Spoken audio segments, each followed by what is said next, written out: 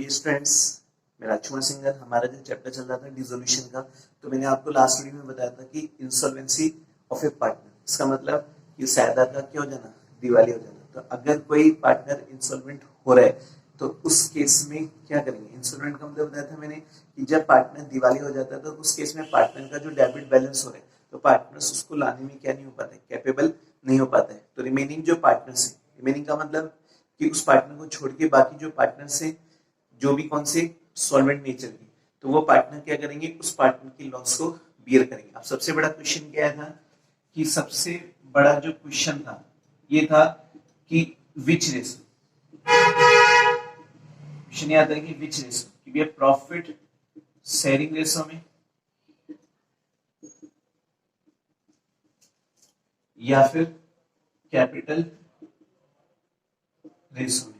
हमने ये पढ़ा था कि भी सबसे बड़ा क्वेश्चन क्या रहा है कि जो सॉल्वेंट पार्टनर, सॉल्वेंट का मतलब कि कुछ डिफिशियंसी जो मतलब उस इंसॉल्वेंट पार्टनर की जो डिफिशियंसी आ रही है तो उसको रिमेनिंग पार्टनर कौन से रेशो में बियर करेंगे, प्रॉफिट शेयरिंग रेशो में, कैपिटल रेशो में। तो हमने पढ़ा था कि अब हमको पता ही नहीं चल पा रहा है तो उस केस में फिर हमने एक रूल पढ़ा था कि जिसका नाम था rule of Garner versus Murray. तो ये रूल क्या बताता है कि ये रूल बताता है कि अगर किसी पार्टनर की, अगर कोई पार्टनर इंसॉल्वेंट हो जाता है तो रिमेनिंग पार्टनर्स उस लॉस को कैपिटल रेशो में बियर करेंगे, ना कि प्रॉफिट शेयरिंग रेशो में। कैपिटल रेशो में क्यों बियर करेंगे, क्योंकि ये एक तरीके से बिजनेस का लॉस नहीं, इसलिए रिमेनिंग जो पार्टनर्स है उस लॉस को कैपिटल रेशो में बियर करेंगे। तो मतलब इनके बीच में जब झगड़ा हुआ था तो न्यायालय ने दो कंक्लूजन दिए थे कि भी अगर गामा वर्सेस मरी नियम लागू होता है तो उस केस में रिमेनिंग पार्टनर्स कैपिटल रेशो में बियर करेंगे और रिमेनिंग पार्टनर क्या करेंगे, रियलाइजेशन के लॉस को कैश में लेके आएंगे। तो ये दो कंक्लूजन दिए थे और हमने ये भी पढ़ा है कि अगर सवाल में कोई इंफॉर्मेशन नहीं है तो हम ये मान के चलते हैं कि गामा वर्सेस मरी नियम ही लागू होगा। तो आज हम सीखेंगे कि कैपिटल रेशो की कैलकुलेशन कैसे की जाती है। तो यहाँ पर हम सीखेंगे कैलकुलेशन, इसकी कैलकुलेशन ऑफ कैपिटल रेशो। तो देखो मैंने आपको बताया था जब अपने चैप्टर फर्स्ट पढ़ा था कि पार्टनरशिप हम दो तरीके से कैपिटल अकाउंट रखती है, एक तो फिक्स कैपिटल मेथड से और एक फ्लैक्चुएटिंग कैपिटल अकाउंट मेथड। तो फ्लैक्चुएटिंग और फिक्स दोनों के बीच में डिफरेंस क्या रहा कि यहाँ पर हमने जो पढ़ा था फर्स्ट चैप्टर में कि दो मेथड है, देयर आर टू मेथड्स। तो पहला अपन ने क्या पढ़ा था, फ्लैक्चुएटिंग, और दूसरा कौन सा पढ़ा था, फिक्स। तो फ्लैक्चुएटिंग में ओनली एक अकाउंट बना रहे थे जिसका नाम क्या था, पार्टनर्स कैपिटल अकाउंट, और फिक्स में दो अकाउंट बना रहे थे, एक तो कैपिटल एंड साथ में ऊपर क्या बना रहे थे, करंट अकाउंट। तो फिक्स में दो अकाउंट बना रहे थे, एक तो कैपिटल और दूसरा कौन सा बना रहे थे, करंट अकाउंट। जबकि फ्लैक्चुएटिंग में ओनली एक ही अकाउंट बना रहे थे। तो इसलिए हमें जब कैपिटल रेशो की कैलकुलेशन करनी तो हमें देखना पड़ेगा कि भाई कौन सा अकाउंट है, फिक्स है या फ्लैक्चुएटिंग। क्यों कि जो फिक्स कैपिटल अकाउंट होता है तो पार्टनर से रिलेटेड जितने भी ट्रांजेक्शन है सब किसमें चले जाते हैं, करंट में चले जाते हैं। लेकिन जो फ्लैक्चुएटिंग होगा तो एक ही अकाउंट बना रहे तो सारे के सारे ट्रांजेक्शन एक ही अकाउंट में जाएंगे जो पार्टनर से रिलेटेड है, मतलब अन्य अकाउंट में नहीं जाते। तो इसलिए हमें देखना पड़ेगा कि फ्लैक्चुएटिंग होगा तो क्या होगा, फिक्स होगा तो क्या होगा। तो यहाँ पे हम सीखेंगे, मैं डिटेल में बताऊंगा अभी कि यहाँ पे फिक्स है और या फिर फ्लैक्चुएटिंग है। अगर फिक्स हो रहे तो अब सबसे बड़ा क्वेश्चन आता है कि भाई कौन सी कैपिटल लेंगे। यहाँ पर कैपिटल का मतलब होता है कि रियलाइजेशन से पहले का बैलेंस शीट में जो बैलेंस दे रहे हैं। रियलाइजेशन से पहले का मतलब कि रियलाइजेशन अकाउंट बनाने से पहले जो भी ट्रीटमेंट थे, मतलब रियलाइजेशन अकाउंट बनाने से पहले कैपिटल बैलेंस शीट में जो कैपिटल दे रखी ना वो लेंगे।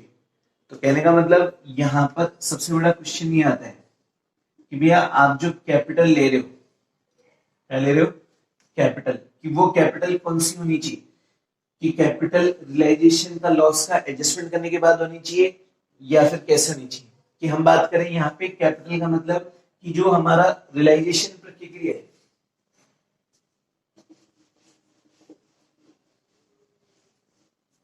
तो यहाँ बात किसकी हो रही, क्वेश्चन की, कि कौन सी कैपिटल लेंगे, मतलब which capital accepted for capital ratio, हम देख रहे हैं कि which capital accepted for capital ratio, मतलब कैपिटल रेशो की हम कौन सी कैपिटल को एक्सेप्ट करेंगे। अब यहां पर आपके पास दो सिचुएशन, सिचुएशन फर्स्ट और एक सिचुएशन सेकंड। सिचुएशन फर्स्ट क्या कहती है कि वे कौन सी कैपिटल कि after all adjustment of realization, like loss of realization and other। तो पहली सिचुएशन क्या हो रही है कि भैया यहाँ पर अपन जब कैपिटल रेशो की बात करें तो कौन सी कैपिटल को लेंगे, तो सिचुएशन फर्स्ट क्या कहती है कौन सी कैपिटल, ये वो वाली कैपिटल क्या after the all adjustment of realisation, like जैसे loss of realisation and other, कि मतलब रियलाइजेशन अकाउंट बनाने के बाद जो लॉस आ रहा है उसका एडजस्टमेंट करने के बाद जो कैपिटल आएगी वो, या सिचुएशन 2 में कि before the processing of realisation, before the processing of realisation, जो शोइंग बैलेंस शीट। तो सेकंड सिचुएशन क्या आती है, कौन सी कैपिटल को लें कि रियलाइजेशन के प्रोसेस को स्टार्ट होने से पहले बैलेंस शीट में जो कैपिटल का बैलेंस दे रखा है वो ले, या फिर रियलाइजेशन अकाउंट बनाने के बाद रियलाइजेशन अकाउंट से जो लॉस आ रहे हैं या पार्टनर ने कोई एसेट्स लिए उन सबका एडजस्टमेंट करने के बाद जो बैलेंस आ रहा है वो ले। देखो यहाँ पर जब कैपिटल रेशो की बात है कि भाई जो भी लॉस होगा उसको कैपिटल रेशो में बियर करेंगे, तो कोर्ट ने बोला कि भैया हमें इस कैपिटल की जरूरत नहीं, हमें वो कैपिटल लेनी है जो कि रियलाइजेशन का प्रोसेस स्टार्ट होने से पहले की। तो रियलाइजेशन के प्रोसेस का मतलब आज अपने पास जो बैलेंस शीट होगी तो बैलेंस शीट में जो कैपिटल दे रखी है रियलाइजेशन की प्रोसेस से पहले की, तो हम उस कैपिटल को लेंगे। असल में आ रही है अगर कैपिटल फिक्स है तो अपन को पता है कि फिक्स कैपिटल में हम कोई एडजस्टमेंट करते ही नहीं, पार्टनर से रिलेटेड वो सब किसमें चले जाते हैं, करंट में। अगर कैपिटल फिक्स है तो ओनली क्या लेंगे, ओनली बैलेंस ऑफ कैपिटल जो गिवन इन बैलेंस शीट, मतलब नो एनी एडजस्टमेंट रिक्वायर्ड, मतलब किसी भी प्रकार की कोई एडजस्टमेंट की आवश्यकता नहीं। ओनली क्या लेंगे, बैलेंस ऑफ कैपिटल जो given in balance sheet no any adjustment required, मतलब किसी भी प्रकार की एडजस्टमेंट की कोई आवश्यकता नहीं। अब जैसे फ्लैक्चुएटिंग हो रही है तो फ्लैक्चुएटिंग में भी कौन सी लेंगे, फ्लैक्चुएटिंग में कैपिटल जो shown in balance sheet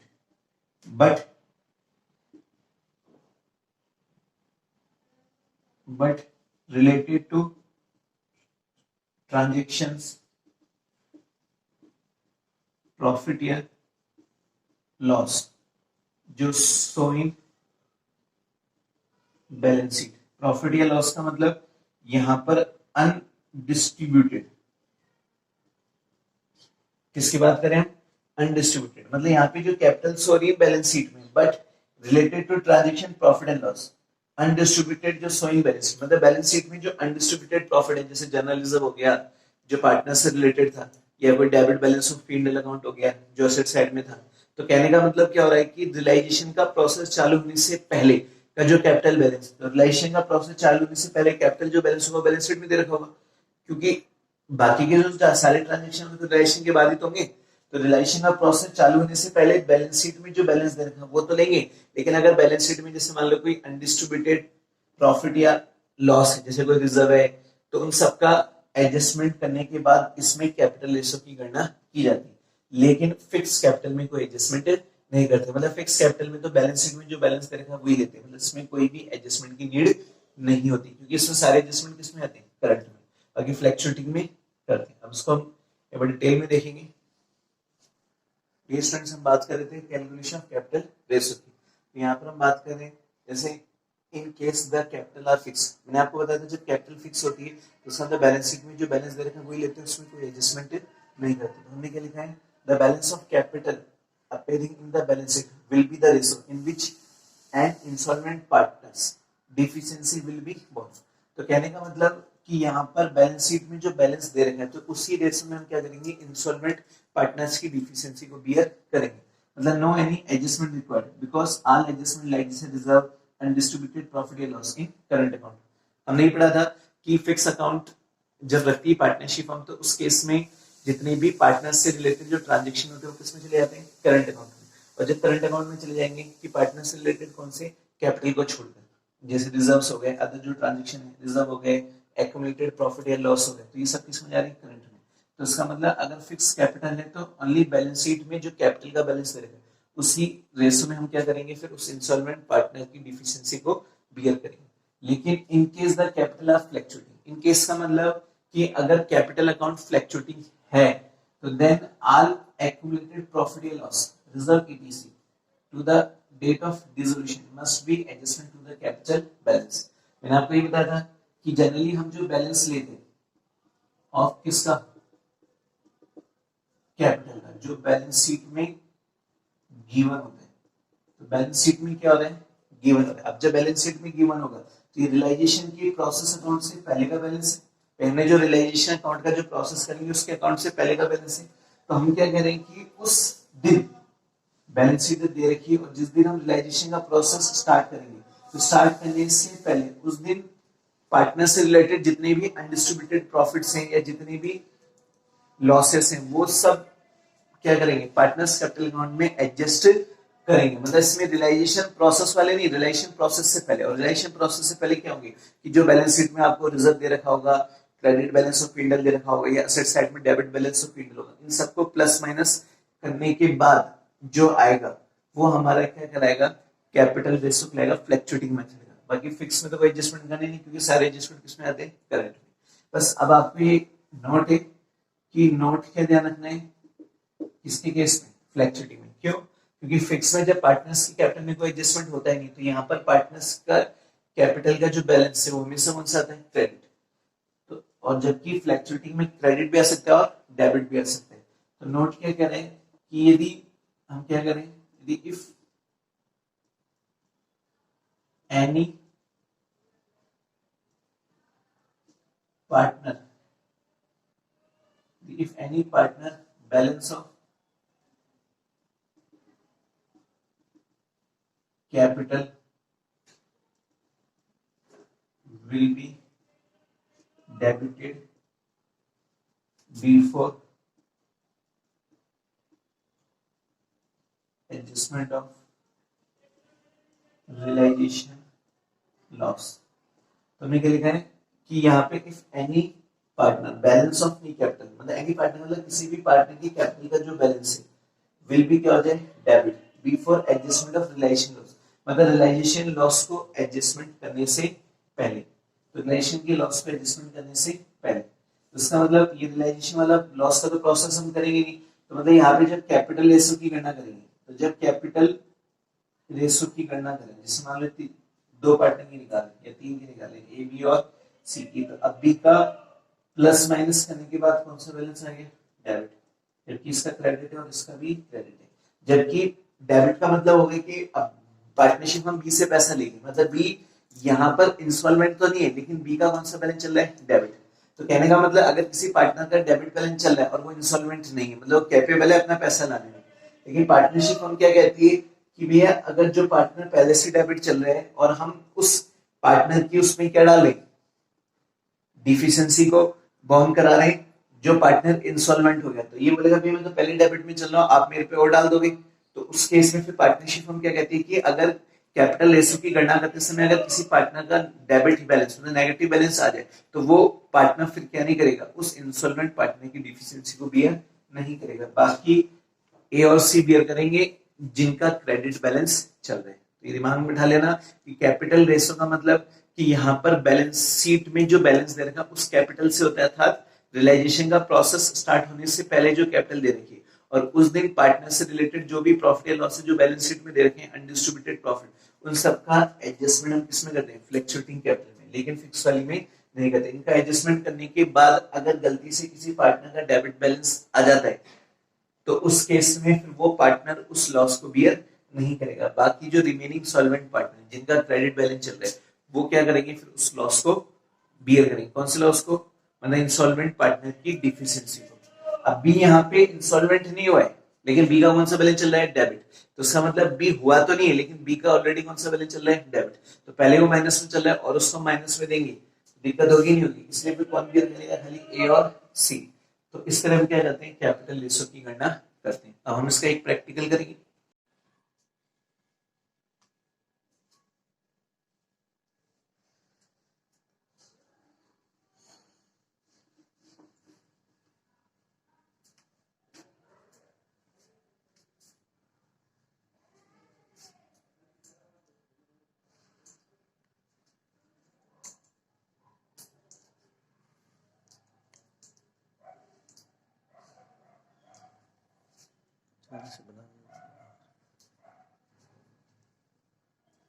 dear students, हम एक एग्जांपल लेके हैं।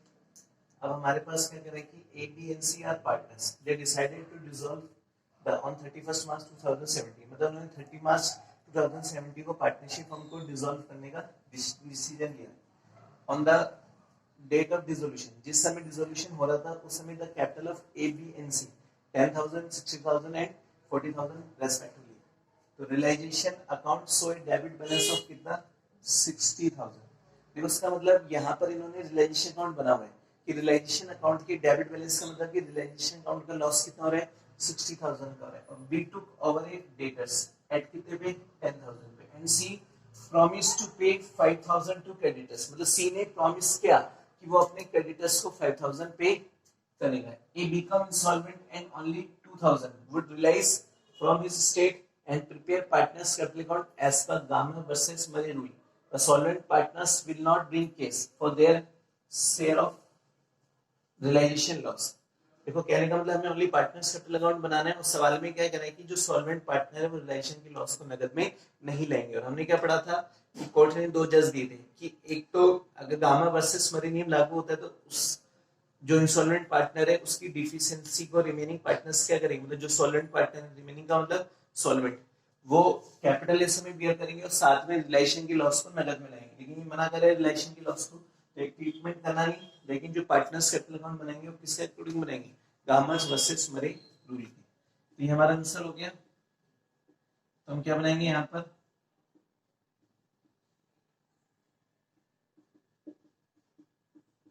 Partners capital account.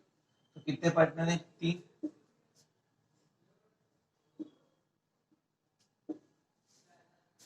ये हमारा कौन सा कॉलम आ जाएगा, पर्टिकुलर्स का, ए बी और सी। रुपीस का साइन है, फिर हम किसकी बात करेंगे, पर्टिकुलर्स की, ए बी और सी। ये हमारी क्रेडिट साइड होगी और ये हमारी डेबिट साइड होगी। सबसे पहले क्या लिखेंगे, बाय बैलेंस बीडी। ए का 10,000 रुपये और बी का कितना है, 60,000 और सी का कितना है, 40 है। तो बाय बैलेंस बीडी का मतलब ए का 10,000 रुपये, बी का 60,000, सी का कितना है, 40 है। अब सवाल में क्या कह रहा था कि जो बी नाम का पार्टनर है उसने डेटर्स लिए थे 10,000, असेट्स ले रहे हैं। और अपने पढ़ा था कि अगर कोई पार्टनर असेट्स लेगा तो एंट्री क्या होती है, रिलेशन ओ पार्टनर्स कैपिटल अकाउंट या टू रियलाइजेशन अकाउंट। तो टू साइड में आ जाएगी टू रियलाइजेशन अकाउंट और ब्रैकेट में लिख देंगे असेट्स। ऐसे लिख दो डेटर्स टेकन, डेटर्स की तो ले रहे हैं, डेटर्स टेकन। तो बी ने कितने का लिया था, 10,000।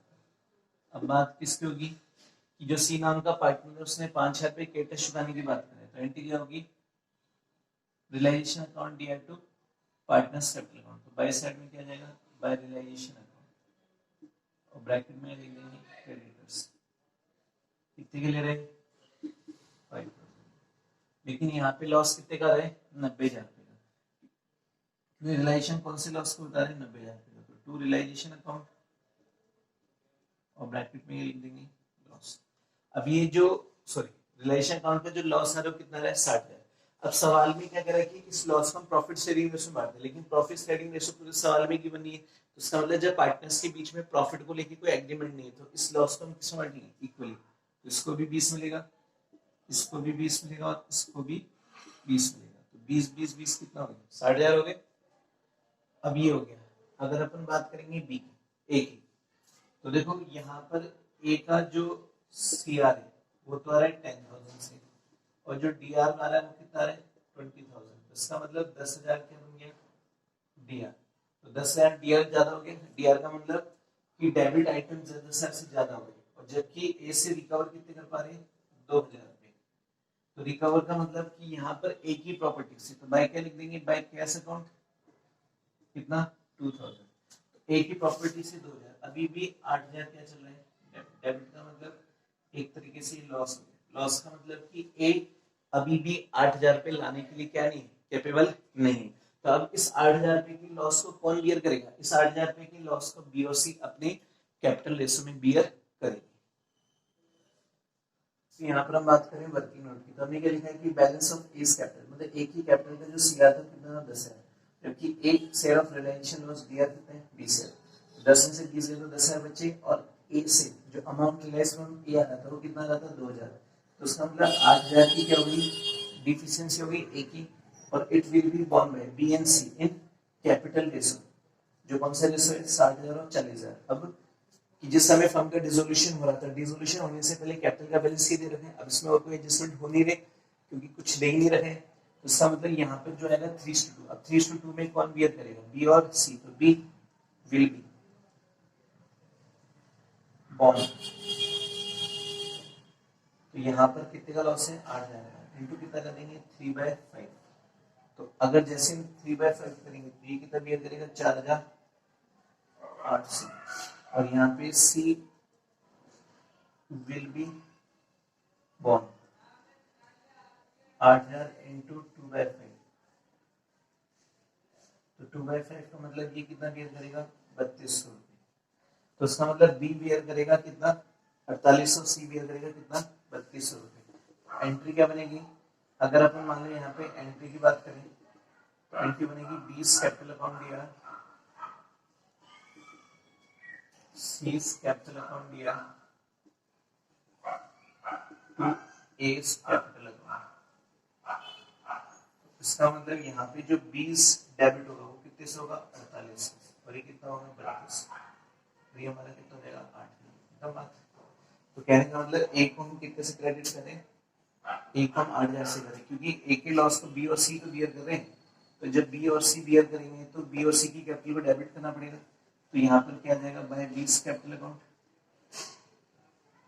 कितने से 48, और बाय सी कैपिटल कितने से 32, और इधर क्या जाएगा टू एस कैपिटल, इन दोनों के अकाउंट में जाएगा, इधर 48 आ जाएगा और इधर 32, इसका मतलब यहाँ का अगर बैलेंस देखें तो 20, और यहाँ का बैलेंस भी कितना जाएगा 20,000। अब इधर का बैलेंस कितना है 60, उधर कितना है 45,000, इधर भी कितना आएगा 60, और इधर भी कितना आएगा 45,000। अब जैसे ही घटाएंगे तो हम कितना घटाएंगे, हम बात करेंगे यहाँ पर 30,000, तो मतलब यहाँ पे 60,000 में से कितना लेस करेंगे 34,800, तो 0 0 2, और यहाँ पे 9 9 में से 4 गए तो 5, और 5 में से 3 गए तो 2, तो उसका मतलब ये पैसा लेके जाएगा बी कितना 25,200। उसी तरह सी की बात करेंगे, यहाँ पे जो 45,000 है उसमें से माइनस कितना करेंगे 23,200, 0 0 8, 4 में से 4 में 3 गया तो 1, ये गया तो 2, 21,800, 21,800, ये हमारा क्या हो गया फाइनल।